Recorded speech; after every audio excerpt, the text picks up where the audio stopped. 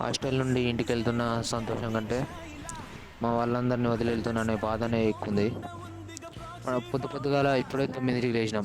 9ంటికి లేచి పేస్ట్ కోసం ఒకటే వెతుకుతూ ఉన్నాడు. పేస్ట్ ఒక మానంగా దొరకట్లే. ఇక వెతకడం నా వల్ల కాదని పడుకొని మళ్ళా రీల్స్ చూడడం స్టార్ట్ చేసిండు. ఇక ఇదంతా కాదని మా వాడే పుల్ల కోసం ఏమంత కష్టాలు పడుతుండు. ముండ్లన్నీ నెత్తికంతా గుచ్చుకున్నాయి. ఇప్పుడు హాస్టల్లో నేను మా ఫ్రెండ్స్ ఇద్దరు మాత్రమే ఉన్నాం. ఎవరు లేరు. హాస్టల్ మొత్తం ఖాళీ. మా ఫ్రెండ్ సాయంత్రం ఇంటికి వెళ్తానన్నాడు. నేను ఇప్పుడు బయలుదేరుతున్నా. హాస్టల్ని వదిలేయాలంటే కొంచెం అంత ఎట్లో ఉంది మనసంతా, కానీ వెళ్ళక తప్పదు. మొన్నటి వరకు ఈ హాస్టల్ అంతా కలకల్లాడేది అందరితో. ఇప్పుడు మొత్తం బోసిపోయినట్టే ఉంది. ఇంటికి వెళ్తున్నా అన్న ఆనందం కంటే ఇక్కడి నుంచి వెళ్తున్నాననే బాధనే ఎక్కువ ఉంది. ఒకప్పుడు వందల మందితో కరగల్లాడే ఈ రోడ్లు ఇప్పుడు ఎవ్వరు లేక బోసిపోయినట్టే ఉన్నాయి. ఇప్పుడు రూమ్లో ల్యాప్టాప్ మర్చిపోయినంట, మళ్ళీ ల్యాప్టాప్ కోసం తిరిగి వెళ్తుండు.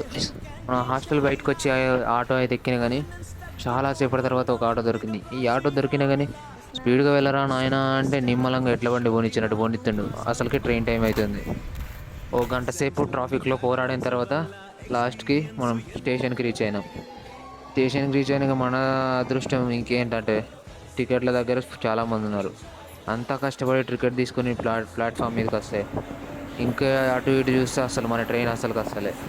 అన్నీ వచ్చిన ట్రైన్ వచ్చినట్టు వెళ్ళిపోతుంది, కానీ మనం వెళ్ళాల్సిన ట్రైన్ మాత్రం అసలు వస్తలే. ఓ గంట సేపు అట్టి టైం పాసింగ్ చేసిన తర్వాత మనం వెళ్ళాల్సిన ట్రైన్ వచ్చింది.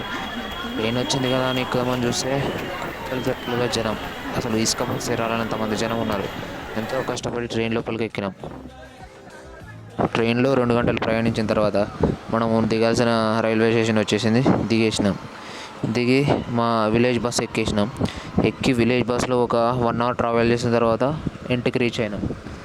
లాస్ట్కి నా ఫోన్లో ఛార్జింగ్ అయిపోయింది, అందుకనే లాస్ట్ వీడియో రికార్డ్ అనేది చేయలేదు.